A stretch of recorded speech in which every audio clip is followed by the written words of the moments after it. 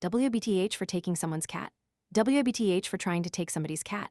So there's a cat that lives about 10 minutes away from us that I already caught once last year and called animal control to bring him home. He only had a flea collar on last summer.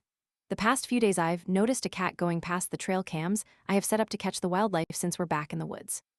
Today I saw him and he ran right over to me and laid in my lap and rolled around like we'd known each other forever. That's when I saw that this cat had a collar and tag. I read the name and saw it was the same cat as last year. I figured things happen. Cats are escape artists, I have 5, so I called the number on the tag and had the guy come over. The guy came back to where we were, and the second he opened his mouth, the cat bolted out of my hands and into the woods. I had felt very bad, but told him I've seen him a lot and I was sure he'd be back. I asked if he gets out a lot, and he says he's an indoor-outdoor cat, but the guy thinks the cat forgets his way home. The cat is 5, so pretty young. He said he'd been missing for a few days, but that he'd turn up whenever there was a big rainstorm. He also said he knew everyone from our house to his because people had found the cat so often. I'm a firm believer of indoor cats in general, but especially in our area.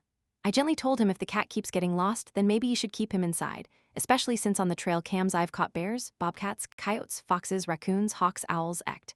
I told him it's dangerous and he could get hurt, and I mentioned a scabbed wound on his shoulder. He says this: well, you know what they say, live by the sword, not alive by the sword.